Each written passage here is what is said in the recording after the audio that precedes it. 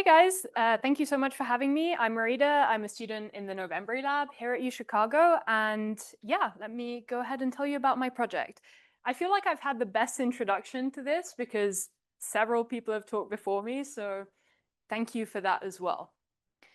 Okay, so first I'm going to show you a plot. And I want to ask, what should the relationship between these two variables be? So to orient you, we're in the field of quantitative genetics. And the x-axis is genetic covariance. So that's the extent to which two individuals share genome, in this context measured at a set of genotype markers throughout the genome. You can see that it's binned. So over on the right, we have a bin at 0.5, and that is a full SIBS hanging out, then half SIBS, 0.25, and so on and so forth. On the y-axis, we have phenotypic covariance. So that's the extent to which individuals resemble each other in a given phenotype. And here I've chosen three really well-studied complex traits in humans: BMI, education attainment, and height. So it's natural to think that if a trait has a genetic component to it, then these two variables should increase together, right? And indeed they do. But I want to point out two kind of interesting patterns. The first one is that there's a difference in slope between the relateds and the unrelated. So over here on the right, there's a steeper slope than down there in the unrelated realm. Number two, there's actually an area where phenotypic covariance increases really steeply over in that like purple rectangle that I've put. That's kind of weird. And specifically, it's weird because under an additive model of a polygenic trait, we expect that the increase should be linear, and indeed the slope should be the heritability. If you go out into the wild and you make these measurements, the empirical slope is actually the Hazeman-Elston estimator of heritability. So this is kind of surprising because if I zoom into that purple area, the relationship is very much nonlinear. You get this like huge spike in covariance.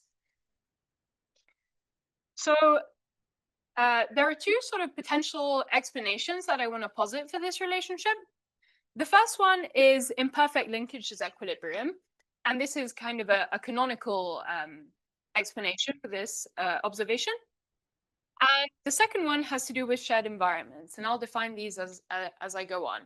So the purpose of this talk is to tell you how we're approaching this question in sort of modeling and theory world and how that can help us.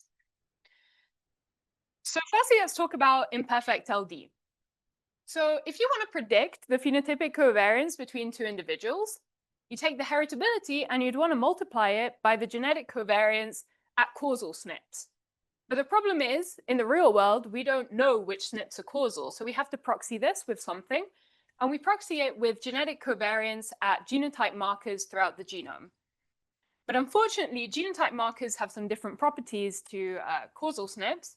And an important one to zoom in on is that usually markers are somewhat common because they're ascertained in a certain way. Whereas sort of conventional wisdom in population genetics under various models of selection tells us that causal variants tend to be rare. So then the question becomes, how well does covariance at markers predict covariance at causal sites? And let's think about this with like a very simple two-locus model. And suppose we have individuals, haploid individuals, I and J, and there's a marker variant A and a causal variant nearby B. So if you want to predict covariance at the causal marker, if I and J are unrelated, then the tool at your disposal is the population linkage disequilibrium between A and B.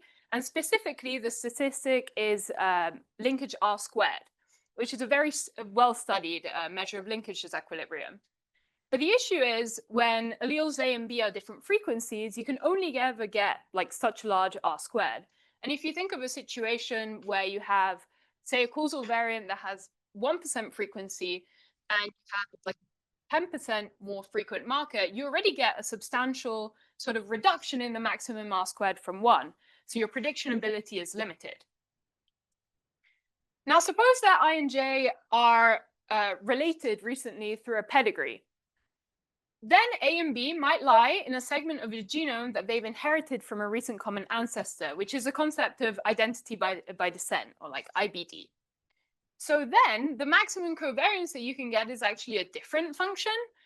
It looks kind of gross, so I've plotted it. And I just want to point out that this behaves differently with sort of allele frequency contrast between A and B. Now, I wish I could sort of show you how this plays out in an equation, but I don't have a neat one. So instead, I'm going to verify the intuition in simulations. And let me show you this. So on the x-axis, I have genetic covariance. And I'm kind of mimicking the empirical situation by selecting SNPs that are above 1% frequency. On the y-axis, I have genetic covariance at rare SNPs. So I've arbitrarily picked below 5% frequency. And this sort of mimics causal SNPs. The different colors are different pedigree relationships. So I have the full SIBs over here in pink, half SIBs, so on and so forth.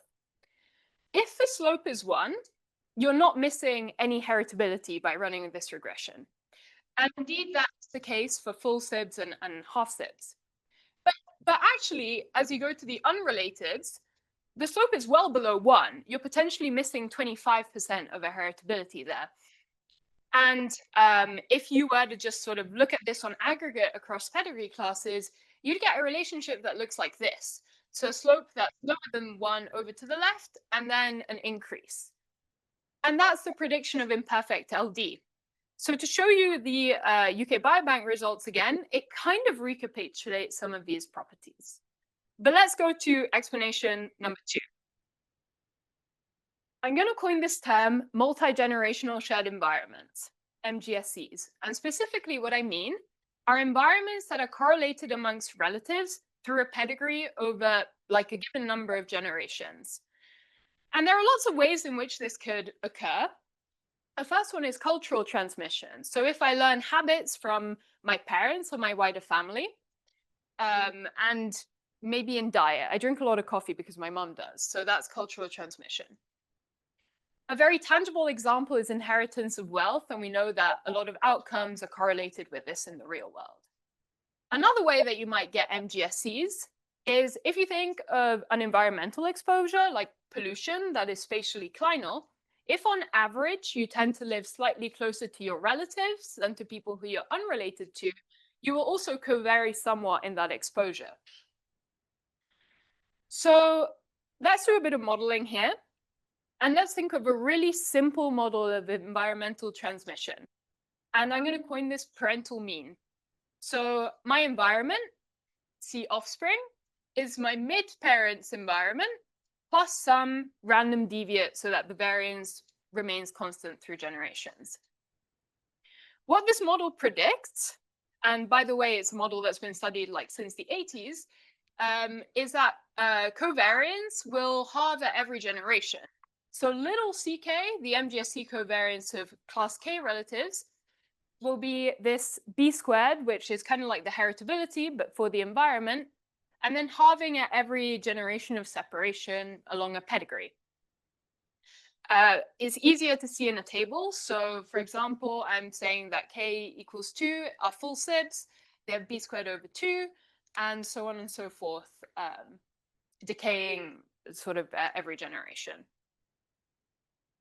So now what we want to do is model the phenotypic covariance. And let's suppose that we have a trait, Y, that has an additive component, A common environment, this MGSE thing, C, and then some residual noise, E. And this is notation that we're borrowing from the twin studies world, but we're just using the C in a slightly different way. So what we want to do is to condition the phenotypic covariance on genetic covariance. And this is what it works out as. So the covariance of Y is going to go into these 3 components, A, C, and E. The E one is going to die in expectation because that's a noise term. And then you're left with the covariance of the additive, A, which standard theory tells us is H squared X, heritability times genetic covariance, plus this other thing that describes the MGSC covariance. So to demystify this, what it is a weighted sum. Little ck is the MGSC covariance of relatives of class K. I showed you that in the last slide.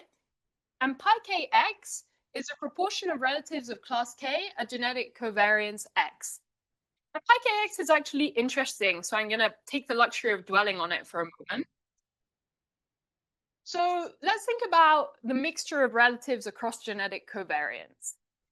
Due to Mendelian transmission, there's some variance for each relative class on genetic covariance. So for example, full SIBs, green over there to the right, on average, they share 50% of their genome, but there is variance around that. The same for half SIBs and all of these other pedigree relationships. So the way that the means and variances are changing means that the distributions over genetic covariance actually overlap a lot for distant relatives. And pi kx is describing the mixture in a sample. So what this is saying is that over here, if you and I share 0.5 of our genome, you're pretty short with full SIBs. But if we share like 2%, it becomes difficult to tell whether we're fourth cousins, seventh cousins, or just not recently related. And in fact, if you think about how mean pedigree kinship is changing across this axis, it's actually not changing linearly. It's changing and it's increasing in little bumps where the mixture picks up closer relatives. And this is actually the expectation in a population sample, which is maybe a little counterintuitive. But now we have everything we need to plot our theory line because we have h squared x and we know what this MGSC covariance is. And this is a prediction. So a trait that is totally additive, there in blue, is just increasing in a straight line. The slope is heritability, vanilla. But as you increase the variance of a shared environment, you get a phenotypic covariance line that is increasingly above the additive expectation and increasingly bumpy. And you can also sort of see this if you separate out the three components. The red dude here is the additive component, MGSC, and the phenotypic is the sum of the both. And the X's are just simulation replicates that I've done to check that our model works. One thing that I want to point out is if you zoom into that purple area, the MGSC covariance is a little bumpy. It's increasing somewhat non-linearly. And that's a property of the Kemper figure that we were like interested in exploring. But in the real world, I kind of want to know what the MGSC covariance is for different traits. Like I want to know to what extent the shared environment might affect complex traits. And we have some ideas of how we might go out and measure this. So if you have the luxury of genealogical data in human samples, then the intuitive question to ask is there excess phenotypic covariance in close relatives compared to what you expect for distant ones? And more specifically, if you imagine plotting phenotypic covariance and genetic covariance for different classes of relatives, the slope of the line should still be the heritability, but the intercept is going to be an estimate of little ck, the MGSC covariance. Unfortunately, we don't always have the luxury of population data. So if you imagine we go to the UK Biobank, we might want to do this analysis. And the problem is that it's quite difficult with standard kinship inference to tell who's like a fifth cousin, a sixth cousin, and so on and so forth. So we're sort of thinking about how to do this. And one approach that we suggest is to model the overall distribution over genetic covariance in this gray line as a mixture of all the different pedigree relationships that you might capture in a sample. We're currently doing this via an EM algorithm. I'm not going to dwell on it now, but you're welcome to ask me about it. And then the idea is that post hoc, we might be able to estimate CK and the heritability for this trait. So let me go to some conclusions. Firstly, I hope that I motivated you that this is an interesting problem to work on, and there's lots of space for theory, statistics, and modeling to help us understand this problem. So what our models say is that both imperfect LD and multi-generational shared environments can affect this relationship in really interesting ways and ways that are somewhat similar. And that means that we have like a potential identifiability issue, and we have to get creative with our analyses to discriminate between the two. And we think that this is just an interesting area to work on. So with that, I'll thank my lab and the PopGen community here at UChicago. This is us on an ice fishing trip. And my funding sources, thank you for being here. You made it to lunch.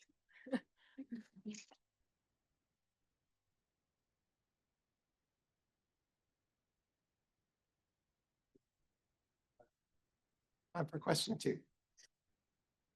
Question.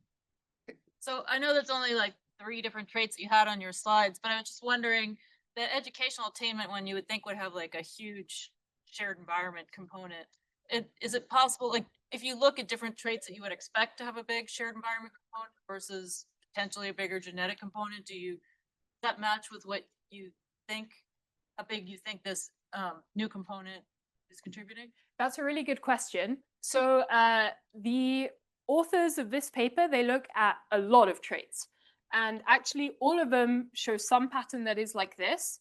But there are some features that are different. So for example, if you correct for increasing number of principal components, as Walid was talking about in the last slide, some traits, this bump goes away more than for others.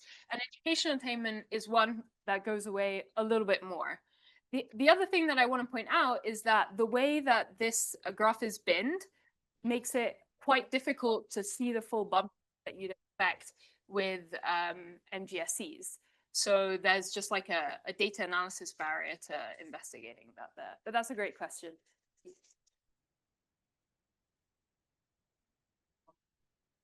Say you had the luxury of genealogical data, what's your approach to answering the question?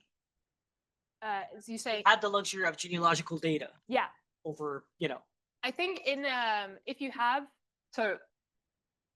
a big genealogy, have phenotypic data and genotypic data, which is what you need for this analysis, a simple like regression setup should be able to detect MGSE.